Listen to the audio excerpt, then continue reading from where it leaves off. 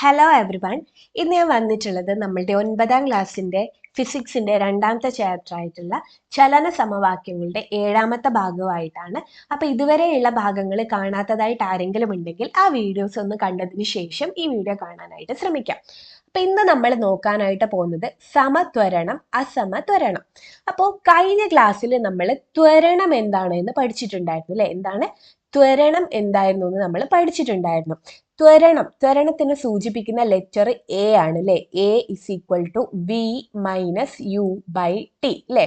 V എന്ന് വെച്ച് കഴിഞ്ഞാൽ എന്തേനും അന്ത്യപ്രവേഗം അല്ലെ. യു എന്ന് വെച്ച് കഴിഞ്ഞാൽ ആദ്യപ്രവേഗം ബൈ സമയം അല്ലെ. അന്ത്യപ്രവേഗം മൈനസ് ആദ്യപ്രവേഗം എന്ന് വെച്ച് കഴിഞ്ഞാൽ എന്താ? പ്രവേഗത്തിന്റെ മാറ്റമാണ് അല്ലെ. പ്രവേഗത്തിന്റെ മാറ്റമാണ്. അപ്പൊ പ്രവേഗത്തിന്റെ മാറ്റത്തിന്റെ അളവ് അല്ലെ. പ്രവേഗ മാറ്റത്തിന്റെ അളവാണ് എന്തെന്ന്? നമ്മളുടെ ആക്സിലറേഷൻ അല്ലെ. പ്രവേഗ മാറ്റത്തിന്റെ അളവ് അല്ലെ ബൈ സമയം ചെയ്ത് കഴിഞ്ഞാലാണ് നമുക്ക് ആക്സിലറേഷൻ ത്വരണം കിട്ടുന്നത്. അങ്ങനെ നമ്മൾ സമപ്രവേഗം എന്താണ് അസമപ്രവേഗം എന്താണെന്നും കൂടി നമ്മൾ കഴിഞ്ഞ ക്ലാസ്സിൽ നോക്കിയിട്ടുണ്ടായിരുന്നു. സമപ്രവേഗം കൊണ്ട് ഉദ്ദേശിക്കുന്നത് എന്താ? തുല്യ ഇടവേളകളിൽ അല്ലെ. തുല്യ ഇടവേളകളിൽ നമ്മളുടെ സ്ഥാനാന്തരം തുല്യ ആവുകയാണെങ്കിൽ അതിനെ നമ്മൾ സമപ്രവേഗം എന്ന് പറയായിരുന്നു അല്ലെ. ഈക്വൽ ഇന്റർവെൽസ് ഓഫ് ടൈമിൽ ഈക്വൽ ഡിസ്പ്ലേസ്മെന്റ് അല്ലെ. ഓരോരോ ഇടവേളകളിലും അല്ലെ, തുല്യ ഇടവേളകളിൽ നമ്മളുടെ സ്ഥാനാന്തര തുല്യമാകുമ്പോൾ നമ്മൾ അതിനെ വിളിക്കുന്ന പേരായിരുന്നു സമപ്രവേഗം അല്ലെ. അതായത് വെലോസിറ്റി, പ്രവേഗം തുല്യമായിരിക്കും. അങ്ങനെയാണെങ്കിൽ അത് സമപ്രവേഗമായിരിക്കും. തുല്യമല്ലെങ്കിൽ നമ്മൾ എന്തായിരുന്നു അതിനെ വിളിച്ചിട്ടുള്ളത്? അസമപ്രവേഗം അല്ലെ. അതുപോലെ തന്നെയാണ് നമ്മളുടെ സമത്വരണവും അസമത്വരണവും. സമത്വരണം എന്ന് വെച്ച് കഴിഞ്ഞാൽ എന്തായിരിക്കും? ഈ ഒരു ഭാഗമുണ്ടല്ലോ അല്ലെ, ഈ ഒരു ഭാഗമുണ്ട്. അതായത് ഒരു വസ്തുവിന്റെ പ്രവേഗമാറ്റത്തിന്റെ അളവ് തുല്യ ഇടവേളകളിൽ തുല്യമായിരുന്നാൽ അത് സമപ്രവേഗമായിരിക്കും അല്ലെ. എന്നാലോ ഒരു വസ്തുവിന്റെ പ്രവേഗമാറ്റത്തിന്റെ അളവ് തുല്യ ഇടവേളകളിൽ വ്യത്യസ്തമാവുകയാണെങ്കിൽ അത് എന്തായിരിക്കും? അസമത്വരണം ആയിരിക്കും. ഫോർ എക്സാമ്പിൾ, ഇവിടുന്ന് ഒരു വണ്ടി സ്റ്റാർട്ട് ചെയ്ത് ഇവിടെ എത്തി, പിന്നെ ഇവിടെ എത്തി, പിന്നെ അത് ഇവിടെ എത്തി എന്ന് വിചാരിക്കും. അതുപോലെ തന്നെ വേറൊരു വണ്ടി ഇവിടുന്ന് സ്റ്റാർട്ട് ചെയ്ത് ഇവിടെ എത്തി, ഇവിടെ എത്തി, ഇവിടെ എത്തി. ഇവിടുന്ന് ഇവിടം വരെയുള്ള ത്വരണം 2 മീറ്റർ/സെക്കൻഡ് സ്ക്വയർ ആണെന്ന് വിചാരിക്കും. ഇവിടുന്ന് ഇവിടം വരെയുള്ള 2, ഇവിടുന്ന് ഇവിടം വരെയുള്ള 2. അടുത്തത് ഇവിടുന്ന് ഇവിടം വരെയുള്ള 1, ഇവിടുന്ന് ഇവിടം വരെയുള്ള 3, ഇവിടുന്ന് ഇവിടം വരെയുള്ള 2 ആണെന്ന് വിചാരിക്കും. ഇവിടെ നോക്ക്, ഓരോരോ സെക്കൻഡിലാണ് ഇത് ഇവിടുന്ന് ഇവിടെ, ഇവിടുന്ന് ഇവിടെ, ഇവിടുന്ന് ഇവിടെ എത്തുന്നത്. അതുപോലെ തന്നെയാണ് ഇവിടുന്ന് ഇവിടെ എത്തുന്ന 1 സെക്കൻഡ്, ഇവിടുന്ന് ഇവിടെയും 1 സെക്കൻഡ്, ഇവിടുന്ന് ഇവിടെയും 1 സെക്കൻഡ്. ഇത് നോക്ക്, തുല്യ സമയത്തിന്റെ ഇടവേള അല്ലെ. തുല്യ സമയത്തിന്റെ ഇടവേളകളിൽ എന്താണ് തുല്യമാവുന്നത്? സമത്വരത്തിലാണുള്ളത് അല്ലെ. സമത്വരണത്തിലാണുള്ളത്. കാരണം എന്താ? ത്വരണം എന്താ? തുല്യമായിട്ടാണുള്ളത് അല്ലെ. ത്വരണം എന്താണ്? തുല്യമായിട്ടാണുള്ളത്. ഇങ്ങനെയാണെങ്കിൽ നമ്മൾ അതിനെ സമത്വരണം എന്നാണ് വിളിക്കുക. പക്ഷെങ്കിലോ തുല്യ ഇടവേളകളിൽ ത്വരണം സെയിം ആണോ? അല്ല, ത്വരണം സെയിം അല്ല. അങ്ങനെയാണെങ്കിൽ അതിനെ വിളിക്കുന്ന പേരാണ് നമ്മൾ അസമത്വരണം എന്ന് പറയുന്നത്. എന്താണ്? അസമത്വരണം. ഒരു വസ്തുവിന്റെ പ്രവേഗമാറ്റത്തിന്റെ അളവ് തുല്യ ഇടവേളകളിൽ തുല്യമായിരുന്നാൽ അത് സമത്വരണത്തിലാണ് അല്ലെ. എന്താണ്? പ്രവേഗമാറ്റത്തിന്റെ അളവ് തുല്യ ഇടവേളകളിൽ തുല്യമായിരുന്നാൽ അത് സമത്വരണത്തിലാണ് അല്ലെ. പക്ഷേ എന്നാൽ ഒരു വസ്തുവിന്റെ പ്രവേഗമാറ്റത്തിന്റെ അളവ് തുല്യ ഇടവേളകളിൽ വ്യത്യസ്തമായിരുന്നാൽ അത് അസമത്വരണത്തിലാണ് അല്ലെ. അസമത്വരണത്തിലാണ്. അപ്പൊ അത് മനസ്സിലായി എന്ന് വിചാരിക്കുക. എന്ത്?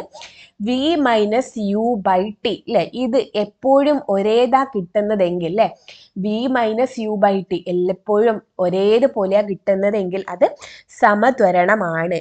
ഈ V minus U by T ഓരോരോ സെക്കൻഡിലും അല്ലെ തുല്യ ഇടവേളകളിൽ വേറെ വേറെ രീതിയിലാണ് കിട്ടുന്നതെങ്കിൽ അത് എന്തിലായിരിക്കും ഉണ്ടാവുക? അസമത്വരണത്തിൽ ആയിരിക്കും ഉണ്ടാവുക. അപ്പോൾ സമത്വരണം എന്താണ്, അസമത്വരണം എന്താണെന്ന് മനസ്സിലാക്കി വെക്കാം. ഇനി ഇവിടെ നോക്ക്, പട്ടിക 2.6 ലഭിച്ച ത്വരണം ഓരോ അവസരത്തിലും തുല്യമായിരുന്നു. പട്ടിക 2.7 പ്രകാരം ലഭിച്ച ത്വരണമോ നമ്മൾ കഴിഞ്ഞ ക്ലാസ്സിൽ രണ്ട് ടേബിൾ ഫില്ല് ചെയ്തിട്ടുണ്ടായിരുന്നു അല്ലേ? 2.6ഉം 2.7ഉം ഫില്ല് ചെയ്തിട്ടുണ്ടായിരുന്നു. ആ രണ്ട് ടേബിളും നമ്മൾ ത്വരണമായിരുന്നു കണ്ടുപിടിച്ചിട്ടുള്ളത് അല്ലേ? ത്വരണം അല്ലേ? V - U/T വെച്ചിട്ടായിരുന്നു നമ്മൾ ത്വരണം കണ്ടുപിടിച്ചിട്ടുള്ളത്. 2.6ൽ സമത്വരണമാണോ അല്ലെങ്കിൽ അസമത്വരണമാണോ? 2.7ൽ സമത്വരണമാണോ അല്ലെങ്കിൽ അസമത്വരണമാണോ? ഇത് എന്താണെന്ന് നിങ്ങൾ ഒന്ന് ഒബ്സേർവ് ചെയ്തിട്ട് എന്ത് ചെയ്യുക? കമൻറ്റ് സെക്ഷനിൽ കമൻ്റ് ഇടുക. അപ്പോൾ അതിൽ നിന്ന് ഞാൻ എന്ത് ചെയ്യും? ആൻസർ ആരുടെയൊക്കെയാണ് കറക്റ്റ് എന്നുള്ളത് ഞാൻ പറയുന്നതായിരിക്കും. അപ്പോൾ എന്ത് ചെയ്യുക? ഈ 2.6ഉം 2.7ഉം പട്ടിക നമ്മൾ കഴിഞ്ഞ ക്ലാസ്സിൽ ചെയ്തതാണ് അല്ലേ? അപ്പം അത് നോക്കിയിട്ട് ഏത് പട്ടികയാണ് സമത്വരത്തിലുള്ളത്, ഏത് പട്ടികയാണ് അസമത്വരണത്തിലുള്ളത് എന്ന് നിങ്ങൾ നോക്കിയിട്ട് പറയാം. ഓക്കെ, അപ്പോൾ സമത്വരണം അസമത്വരണം എന്ന് വെച്ച് കഴിഞ്ഞാൽ എന്തേന്? ഒരു വസ്തുവിൻ്റെ പ്രവേഗമാറ്റത്തിൻ്റെ അളവ് തുല്യ ഇടവേളകളിൽ തുല്യമായിരുന്നാൽ അത് സമത്വരണത്തിലാണ് അല്ലേ? എന്നാൽ ഒരു വസ്തുവിൻ്റെ പ്രവേഗമാറ്റത്തിൻ്റെ അളവ് തുല്യ ഇടവേളകളിൽ വ്യത്യസ്തമായിരുന്നാൽ അത് അസമത്വരണത്തിലാണ് അല്ലേ? യൂണിഫോം ആക്സിലറേഷനും നോൺ യൂണിഫോം ആക്സിലറേഷനും. ഓക്കെ, വേഗം, പ്രവേഗം, ത്വരണം തുടങ്ങിയവയെക്കുറിച്ച് നിങ്ങൾ മനസ്സിലാക്കിയല്ലോ അല്ലേ? നമ്മൾ ഈ ഒരു ചാപ്റ്ററിൽ ഇതുവരെ എന്തൊക്കെയായിരുന്നു പഠിച്ചിട്ടുള്ളത്? വേഗം എന്താണെന്ന് അല്ലേ? പ്രവേഗം എന്താണെന്ന്, ത്വരണം എന്താണ്, ദൂരം എന്താ, സ്ഥാനാന്തരം എന്താ, ഇതൊക്കെയായിരുന്നു നമ്മൾ മനസ്സിലാക്കിയിട്ടുള്ളത്. വാഹനങ്ങളുടെ അമിതവേഗം അപകടങ്ങൾക്ക് കാരണമാകുന്നു അല്ലേ? അത് നമുക്കറിയാം അല്ലേ? വാഹനങ്ങൾ ഓവർ സ്പീഡിൽ പോയി കഴിഞ്ഞാൽ അപകടങ്ങൾക്ക് കാരണമാവുന്നുണ്ട്. അപകടങ്ങൾ കുറയ്ക്കാൻ നാം റോഡ് നിയമങ്ങൾ നിർബന്ധമായും പാലിക്കേണ്ടതാണ് അല്ലേ? അപകടങ്ങൾ കുറയ്ക്കാനായിട്ട് നമ്മൾ എന്ത് ചെയ്യണം? റോഡിലുള്ള കുറേ നിയമങ്ങളുണ്ട് അല്ലേ? ഫോർ എക്സാമ്പിൾ, മുന്നിൽ ഒരു സ്കൂൾ ഉണ്ടെങ്കിൽ ഒരു സ്കൂളിൻ്റെ ഒരു കുട്ടികൾ ഓടിപ്പോകുന്നത് പോലെയുള്ള ഒരു ബോർഡ് വെക്കും അല്ലേ? ആ ബോർഡ് കണ്ടു കഴിഞ്ഞാൽ നമ്മൾ മനസ്സിലാക്കണത് സ്കൂൾ മുന്നിൽ വരുന്നുണ്ട്. അപ്പം നമ്മൾ എന്ത് ചെയ്യണം? കുറച്ച് സ്ലോ ആയിട്ട് വേണം വാഹനം ഓടിക്കാനായിട്ട് അല്ലേ? അല്ലെങ്കിൽ ഒരു ഹമ്പ് അല്ലേ? ഹമ്പ് വരികയാണെങ്കിൽ അത് കാണിക്കും അല്ലേ? ഒരു ഹമ്പ് മുന്നിൽ വരുന്നുണ്ട്, അപ്പം അതെന്താ? സ്ലോ ആക്കിയിട്ട് വേണം പോവാനായിട്ട്. പിന്നെ എന്താണ്? നമ്മളുടെ റോഡിലുള്ള സിഗ്നൽസ് അല്ലേ? ചുവപ്പ്, മഞ്ഞ, പച്ച, അങ്ങനത്തെ ഓരോ കളറില്ലേ? അങ്ങനത്തെ ഒക്കെ എന്തിനാണ് യൂസ് ചെയ്യുന്നത്? നമ്മളുടെ റോഡ് അപകടങ്ങൾ കുറച്ചിട്ട് നമ്മളുടെ സേഫ്റ്റിക്ക് വേണ്ടിയിട്ടാണ് അല്ലേ? നമ്മളുടെ നല്ലതിന് വേണ്ടിയിട്ടാണ് അല്ലേ? വാഹനങ്ങളുടെ അമിതവേഗം മാത്രമാണോ അപകടങ്ങൾക്ക് കാരണം? കാൽനട യാത്രക്കാരും റോഡ് നിയമങ്ങൾ പാലിക്കേണ്ടതല്ലേ അല്ലേ? നമ്മളുടെ വാഹനങ്ങളുടെ ഈ ഒരു ഓവർ സ്പീഡ് കൊണ്ട് മാത്രമാണോ നമ്മളുടെ ആക്സിഡൻസ് സംഭവിക്കുന്നത്? അല്ല. എന്തുകൊണ്ട് കാരണമാണ്? നമ്മളുടെ കാൽനട യാത്രക്കാരും കൊണ്ട് എന്തുണ്ട്? അപകടങ്ങൾ ഉണ്ടാവുന്നുണ്ട് അല്ലേ? അപ്പം അതെന്താണെന്ന് നമുക്ക് നോക്കാം. കാൽനടക്കാർ പാലിക്കേണ്ട റോഡ് നിയമങ്ങൾ ഏതൊക്കെ ആയിരിക്കും അല്ലേ? നമ്മൾ റോഡിലൂടെ നടന്നു പോകുമല്ലോ അല്ലേ? റോഡിലൂടെ നടന്നു പോകുമ്പോൾ നമ്മൾ എന്തൊക്കെ നിയമങ്ങളാണ് പാലിക്കേണ്ടത് എന്നാണ് നോക്കാം.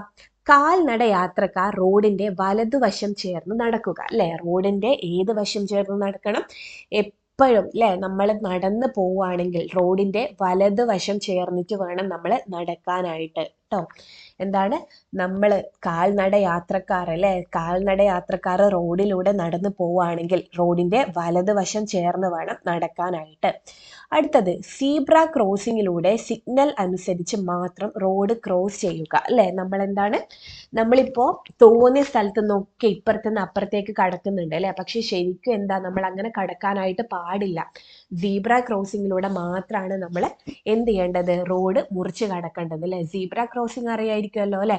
ഒരു വെള്ളയും കറുപ്പും ഇങ്ങനെ ലൈൻ ഇങ്ങനെ വരച്ചിട്ടുള്ള ഉണ്ടാവില്ലേ? അതിനെയാണ് നമ്മൾ സീബ്ര ക്രോസിംഗ് എന്ന് പറയുന്നത്. അപ്പോൾ ആ ഒരു ക്രോസിങ്ങിലൂടെ നമ്മൾ സിഗ്നലിനനുസരിച്ചിട്ട് മാത്രമേ എന്ത് ചെയ്യാവുള്ളൂ? നടക്കാനായിട്ട് പാടുള്ളൂ. ഇനി അടുത്തത് എന്താ? നമ്മളിപ്പോൾ സ്കൂളൊക്കെ വിട്ട് വരികയാണെങ്കിൽ നമ്മൾ ഫ്രണ്ട്സിൻ്റെ തോളിൽ കൈയൊക്കെ ഇട്ട് റോഡിലൂടെ പരന്നാണ് അല്ലേ നടക്കുക. അപ്പം അങ്ങനെ നടന്നു കഴിഞ്ഞാൽ നമ്മളുടെ വാഹനം ഓടിക്കുന്നവർക്ക് ഭയങ്കര ബുദ്ധിമുട്ടുണ്ടാവും അല്ലേ? ഇപ്പോൾ ഒരു ഓവർ സ്പീഡിൽ വരുന്ന വാഹനമാണെങ്കിൽ ആ റോഡിലൂടെ നടക്കുന്ന കുട്ടീനൊക്കെ ഇടിച്ച് തെറിപ്പിച്ചിട്ടായിരിക്കും പോക്കുണ്ടാവും അല്ലേ? അപ്പം നമ്മൾ എന്ത് ചെയ്യണം? റോഡിലൂടെ നടക്കുമ്പോൾ അങ്ങനെ എന്താണ് ഗ്യാങ് ആയിട്ട് അല്ലേ? ട്രാഫിക് റൂൾസ് തെറ്റിക്കുന്ന രീതിയിലൊന്നും നടന്നു പോകാനായിട്ട് പാടില്ല അല്ലേ? അതുപോലെ തന്നെ നമ്മളുടെ ഇപ്പോൾ കള്ള് കുടിച്ചിട്ടൊക്കെ ഓരോരുത്തർ വാഹനം ഓടിക്കുന്നതായിട്ട് കാണാറുണ്ട് അല്ലേ? അങ്ങനെ അതേപോലെ തന്നെ സ്ട്രിക്റ്റ് ആയിട്ട് നമ്മൾ ഫോളോ ചെയ്യണം.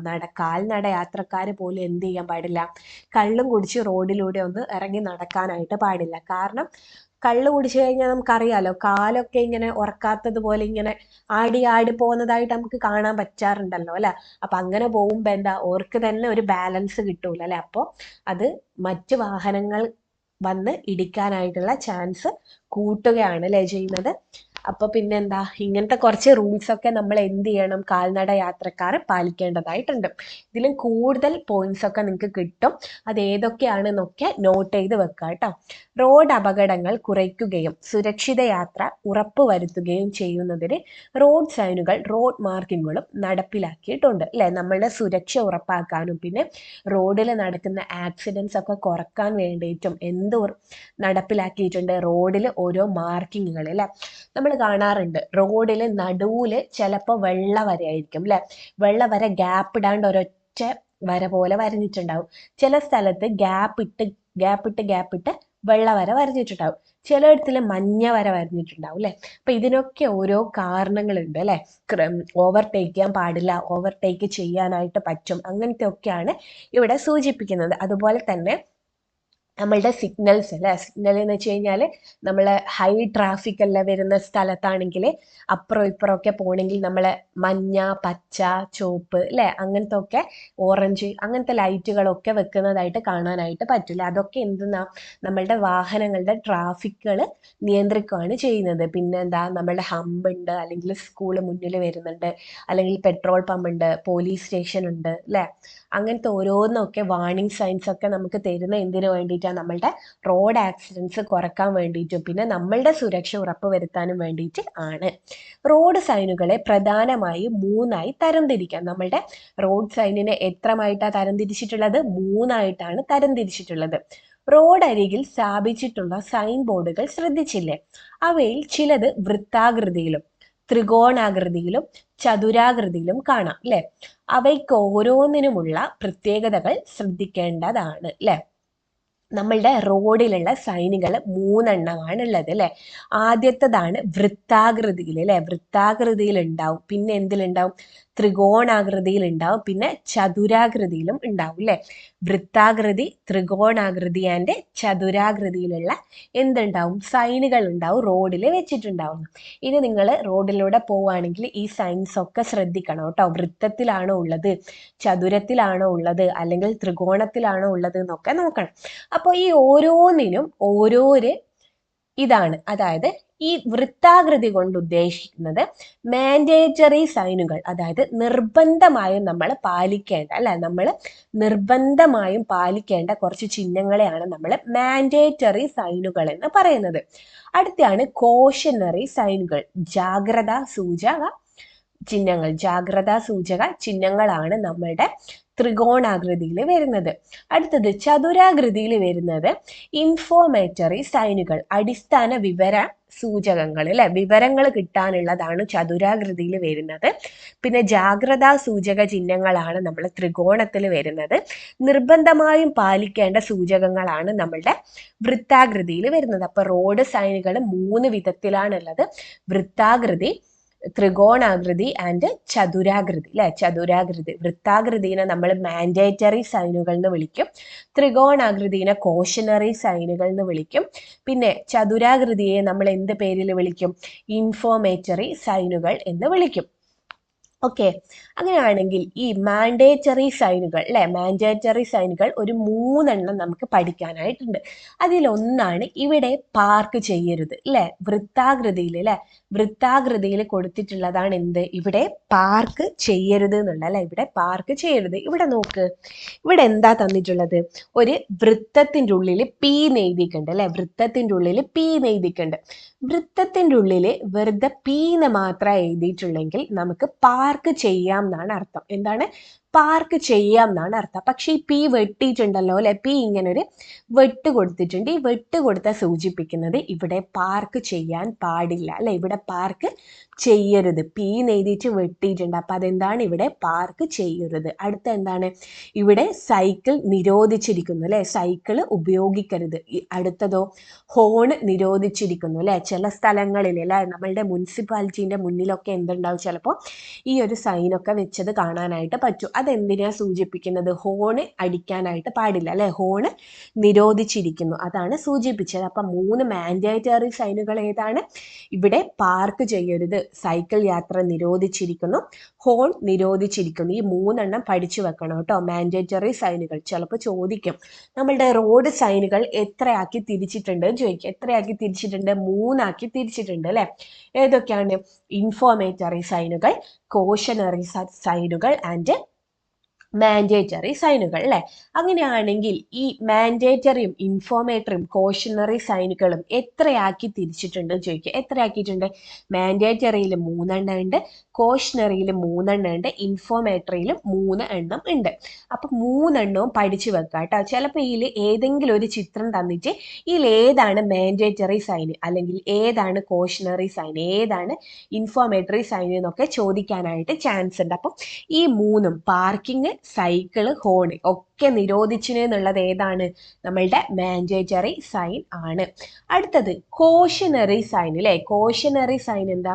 മുന്നോട്ടുള്ള യാത്രയിൽ റോഡിന്റെ അവസ്ഥയെക്കുറിച്ചുള്ള മുന്നറിയിപ്പുകളാണ് ഇത്തരം ചിഹ്നത്തിലൂടെ മനസ്സിലാക്കുന്നത് അല്ലെ. നമ്മൾ വണ്ടി ഓടിച്ച് പോവാണെന്ന് വിചാരിക്കുക, അപ്പൊ ഇങ്ങനൊരു ബോർഡ് കണ്ടല്ലേ, ഇങ്ങനൊരു ബോർഡ് കണ്ടു കഴിഞ്ഞാൽ നമുക്ക് മനസ്സിലാവും, ഓ കുറച്ചും കൂടി മുന്നോട്ട് പോയി കഴിഞ്ഞാൽ റോഡിൽ ഒരു ഹമ്പ് ഉണ്ട് അല്ലെ, റോഡിൽ ഒരു ഹമ്പ് ഉണ്ട് എന്ന് മനസ്സിലാക്കാനായിട്ട് പറ്റും. അപ്പൊ എന്താണ്? റോഡിന്റെ അവസ്ഥയെക്കുറിച്ച് മുന്നറിയിപ്പ് തരുന്നതിനെയാണ് നമ്മൾ കോഷനറി സൈനുകൾ എന്ന് പറയുന്നത്. അപ്പൊ ഇതെന്തിന്റെ ചിഹ്നമാണ്? ഹമ്പിന്റെ ചിഹ്നമാണ്. ഇതെന്താ? ഇടുങ്ങിയ പാലം അല്ലെ, ഇടുങ്ങിയ പാലം. ഇതോ? ഒരു സ്കൂള് സമീപത്തിൽ ഉണ്ട് അല്ലെ, സ്കൂൾ എന്തുണ്ട്? സമീപത്തിൽ വരുന്നുണ്ട് എന്നാണ് കാണിക്കുന്നത്. അടുത്താണ് ഇൻഫോർമേറ്ററി സൈനുകൾ. ഇൻഫോർമേറ്ററി സൈനുകൾ വാഹനം ഓടിക്കുന്നയാൾ പോകേണ്ട ദിശ, വിവിധ സ്ഥലങ്ങളിലേക്കുള്ള ദൂരം, മറ്റ് സൗകര്യങ്ങൾ ലഭ്യമായ സ്ഥലം എന്നിവയെല്ലാം ഈ സൈൻ ഉപയോഗിച്ച് മനസ്സിലാക്കാം അല്ലെ. ഇങ്ങനെയുള്ള സൈന് കണ്ടു കഴിഞ്ഞാൽ നമുക്ക് എന്ത് മനസ്സിലാക്കാൻ പറ്റും? ഇനി എത്ര ദൂരമുണ്ട്, അല്ലെങ്കിൽ ഏത് ദിശയിലേക്കാണ് പോവേണ്ടത്, അതൊക്കെ നമുക്ക് ഈ ഒരു സൈന് കണ്ടു കഴിഞ്ഞാൽ മനസ്സിലാക്കാനായിട്ട് പറ്റും. ഇത് കണ്ടു കഴിഞ്ഞാൽ പെട്രോൾ പമ്പ് മുന്നിൽ വരുന്നുണ്ട്, അല്ലെങ്കിൽ 100 മീറ്റർ കഴിഞ്ഞാൽ പെട്രോൾ പമ്പ് ഉണ്ട്, അല്ലെങ്കിൽ 200 മീറ്റർ പോയിട്ട് ലെഫ്റ്റിലേക്ക് തിരിഞ്ഞു കഴിഞ്ഞാൽ പെട്രോൾ പമ്പ് ഉണ്ട്, അങ്ങനത്തെയൊക്കെയാണ് ഇത് സൂചിപ്പിക്കുന്നത്. ഇതോ?